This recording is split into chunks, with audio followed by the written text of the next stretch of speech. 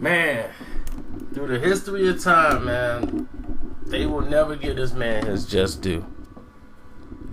They don't want to say he is the father of rock and roll. Some will say that, but they don't want to say that. And this is what's going to happen with rap. If it hasn't happened already, they will rewrite this history and put Eminem's face as far as rap.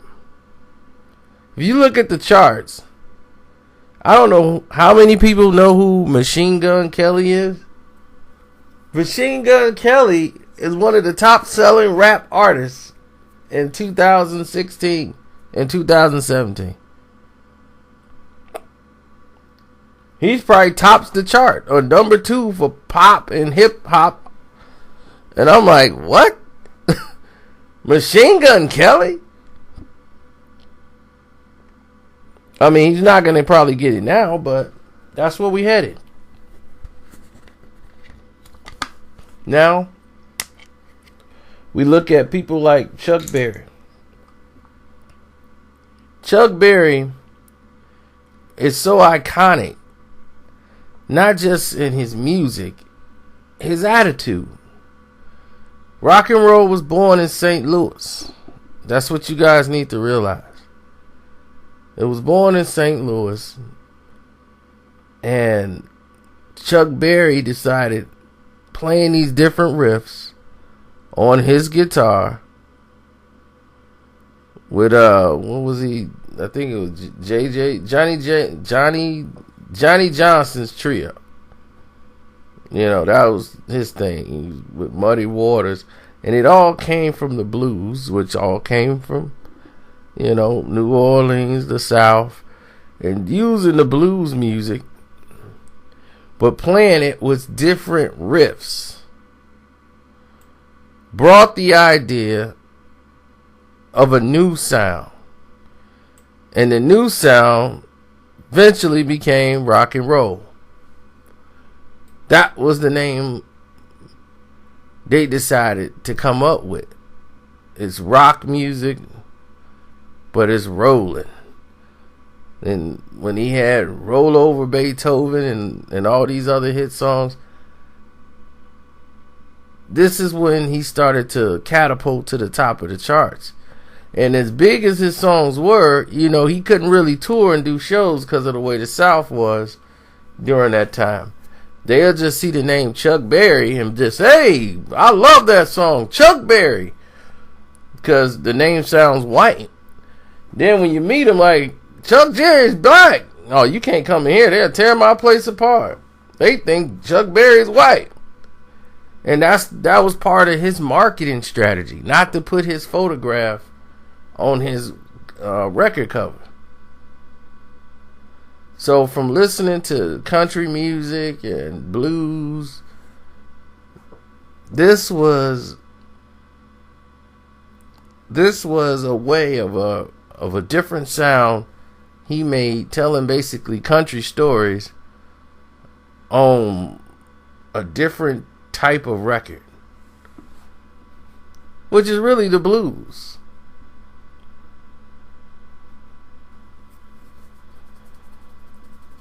But when he started doing songs like Sweet Little 16 and Johnny Be Good and all these top 10 hits and making all this money for himself, he was somebody who wanted to be paid in cash. He didn't trust no other form of payment.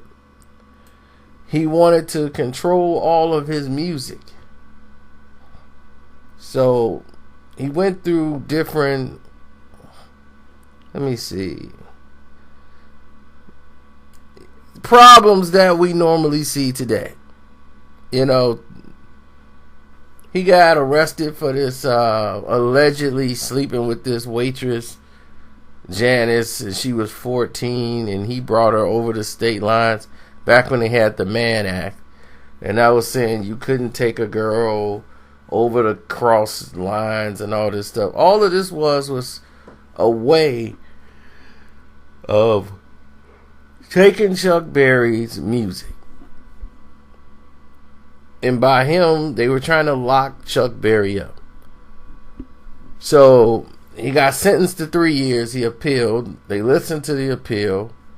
And after the appeal, the judge still said he was upholding guilty.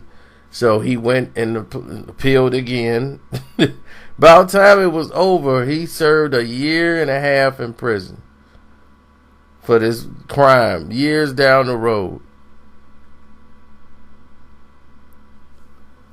And during this thing, his popularity took a dive.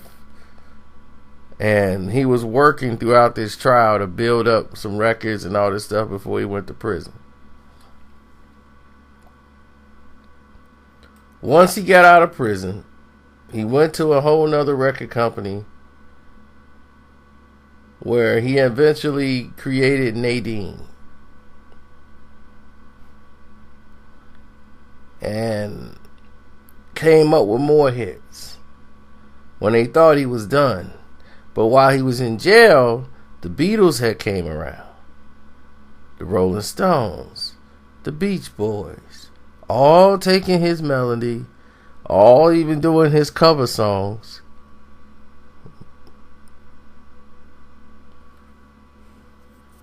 You see?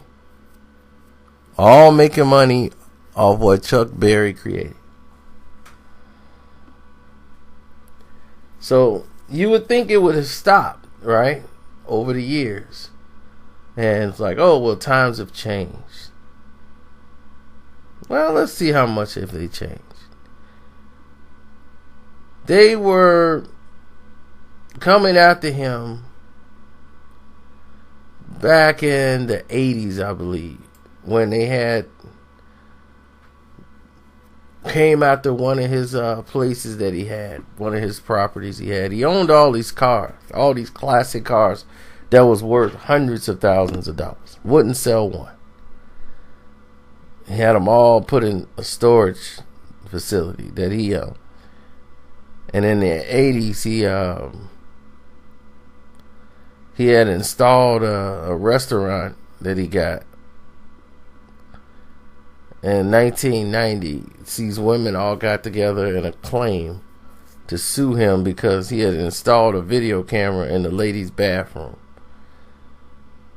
And he was just trying to catch the women stealing at the job.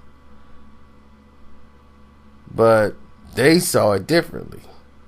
They saw this as a way to get a class action settlement out of Chuck Berry and get some money out of him. And he spent about $1.5 million doing this whole process. Then a police raid found that there was videotapes of women using the restroom. And one of the women was a 14-year-old girl. Which means that you could get child abuse charges filed. So in order to do that and avoid the child abuse, you got to plead guilty to some type of suspended jail sentence and 2 years of unsupervised probation. And they wanted to legally put this on him because they wanted the rights to use his other records that they owned, that they got from Chess Records. But he still get proceeds on them. And they were very ticked off about the way the particulars were. Now, Johnny Johnson couldn't get money that he claimed he was owed from like over 50 years ago. Just threw that out. But Chuck Berry performed well into his years of like 2011 when he passed out here in Chicago. And that was from just pure exhaustion. He was all over the country touring for like 2 years straight. And this is in 2008.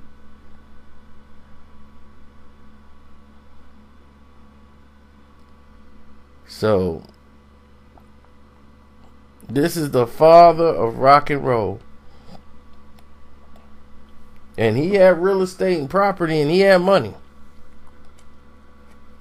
but nothing like the money he should have had.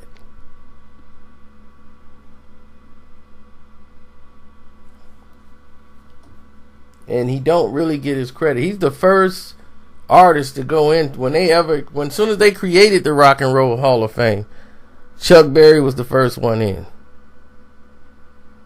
And the opening line is, well, we can never say who created rock and roll, or we cannot say one individual can be said to have invented rock and roll, but Chuck Berry comes the closest with any other figure to be named who put in the... But do you hear about him, or do you hear about Elvis? The king of rock and roll, Elvis Presley. Now, Elvis was bad, but Elvis was very prejudiced using the music of the people who created it. And I'm like, why is he so prejudiced towards the people that created the music that he's using?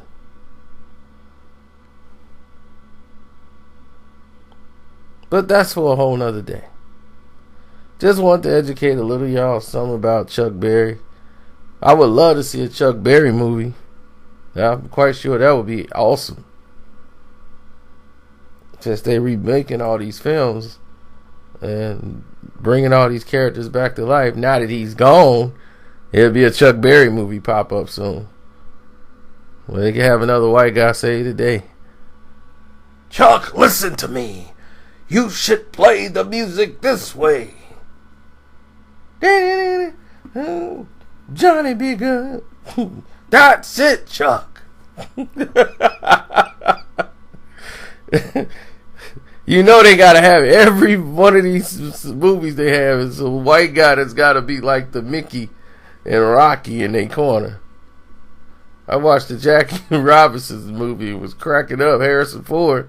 It was like, well, man, he was like the guiding force behind Jackie Robinson. Oh, man. Ricky, I want you to have the courage not to fight back.